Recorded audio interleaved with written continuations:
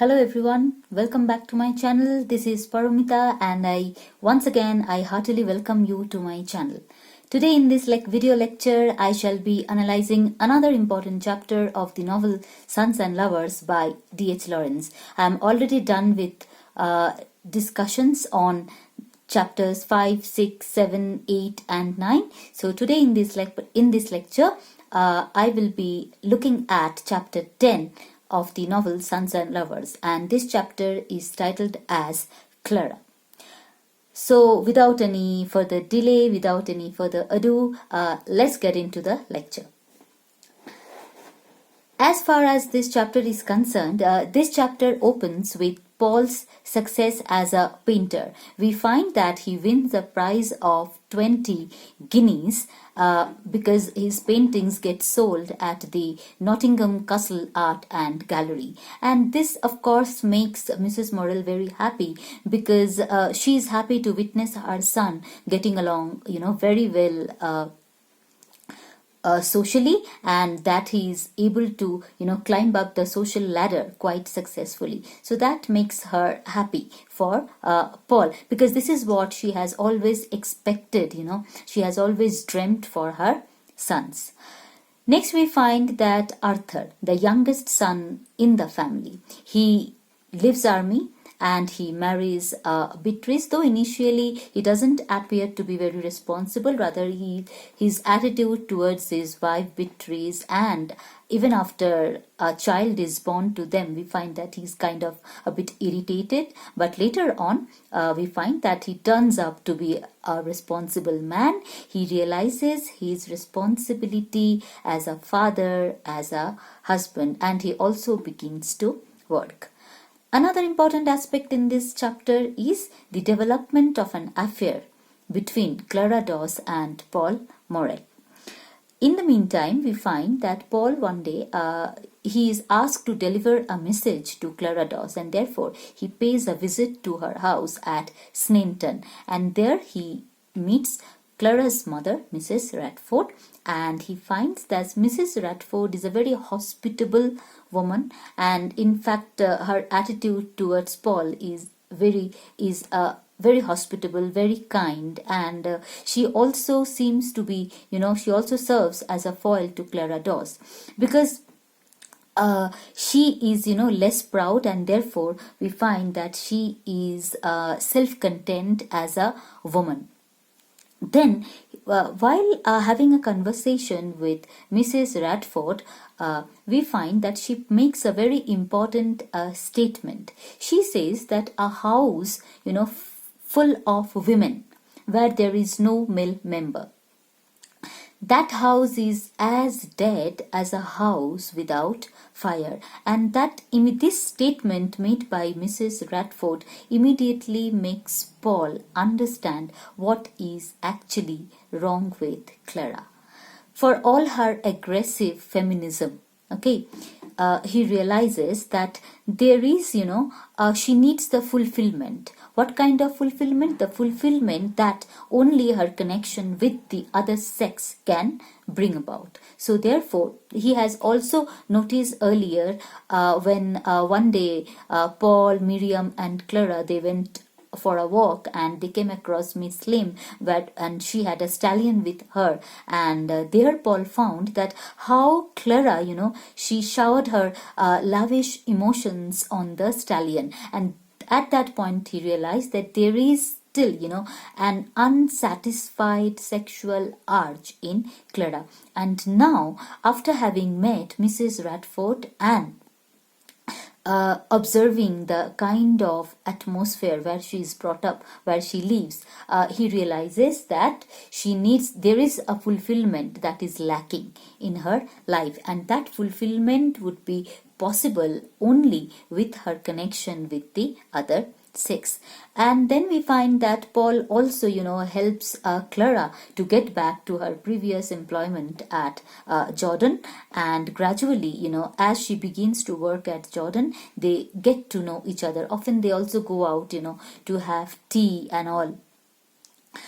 Clara begins to work at Jordan. So as her work begins at Jordan, we find that she seeks Paul's attention, but then she's too proud to not let him, realize that, or not to make him aware that she is looking for Paul's attention. And with the passage of time, we find that their relationship proceeds, though at a very slow pace, and very steadily it progresses, but it does progress, and their relationship actually moves towards, a kind of physical contact absent from that was entirely absent from, Paul's early experiences of love.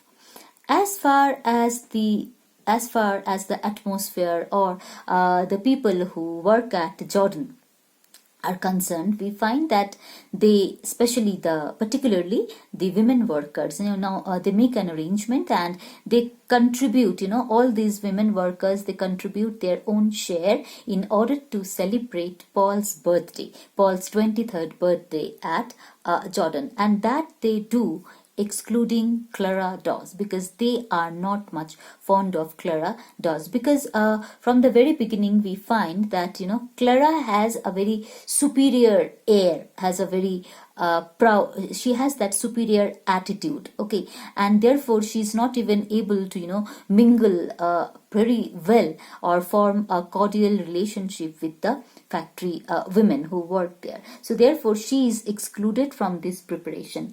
And the factory women workers, they celebrate Paul's birthday, and then he's even gifted, paints by them, a box of paints by them. And Clara comes to know about this celebration that took place at Jordan only when she is informed by Paul. Otherwise, she wouldn't have known. And when she comes to know about this celebration and his birthday, we find that she also gifts him, a volume of verse.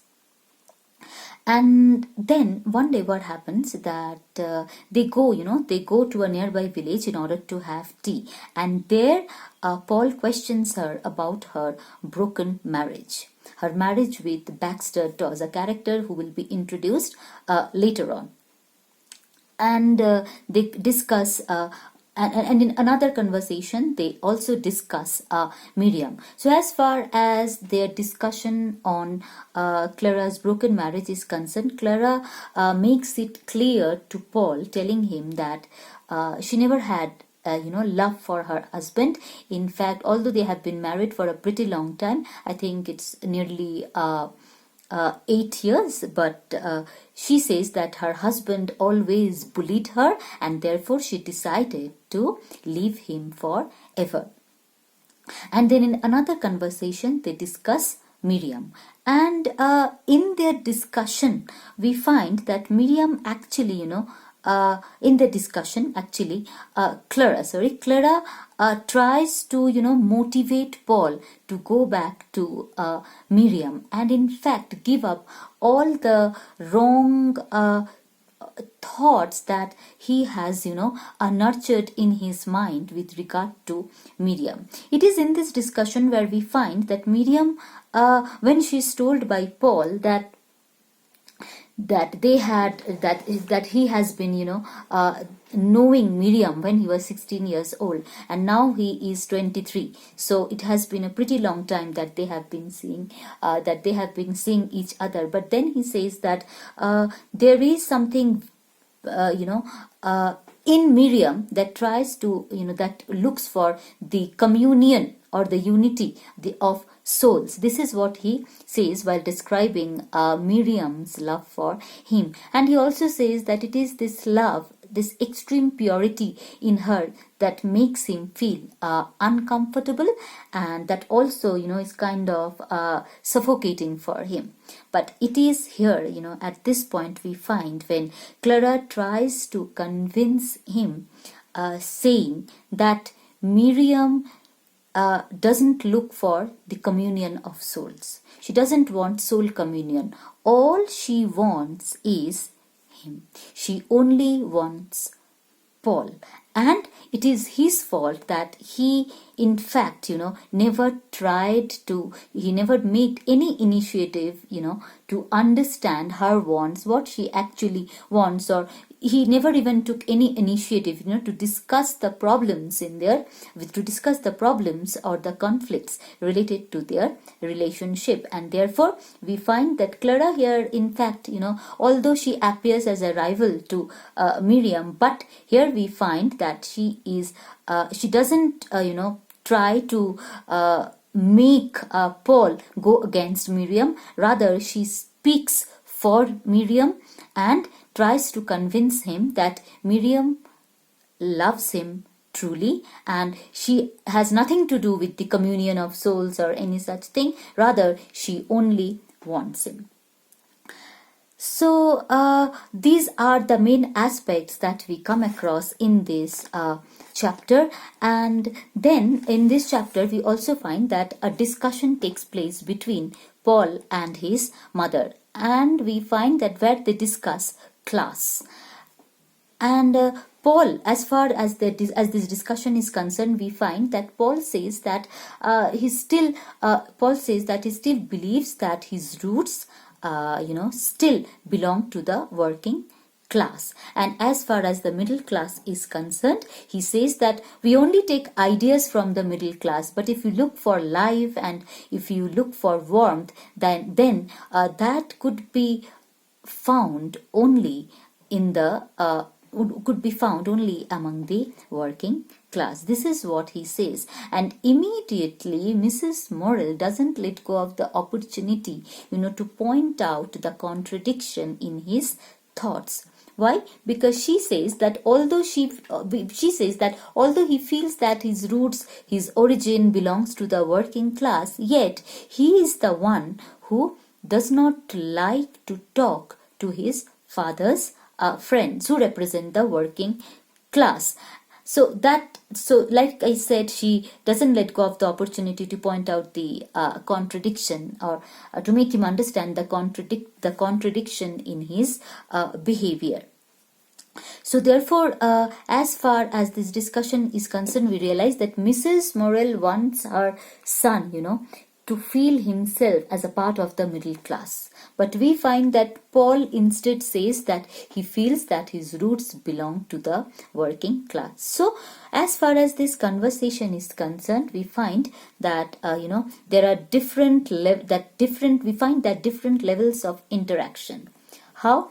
Because how these levels of interaction are different? Because we find that the different levels of interaction take place between intelligence and instinct, then sophistication and communal involvement. And this actually, adds to the complexity of the character of Paul Morel. It adds to the complexity, it makes his character more complex, because we find that on one hand, he's embracing a life of sophistication, and at the same time, he also speaks for communal involvement. He also speaks about his roots, his actual roots, his true roots belonging to the working class.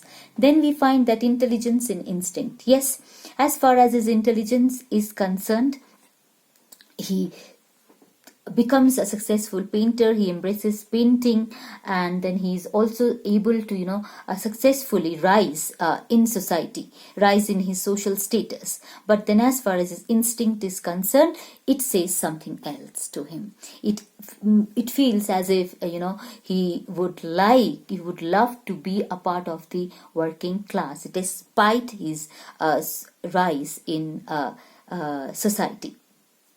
And that, like I said, that makes the character of Paul a complex one, and it presents him as a young man who is caught in emotional and social changes. So with this, we come to the discussion of this chapter titled Clara. I hope you find the lecture helpful. So if you really find it helpful, and if you find that it really helps you in understanding the novel, then please do like it, share it, and don't forget to subscribe to my channel. Until then, bye bye.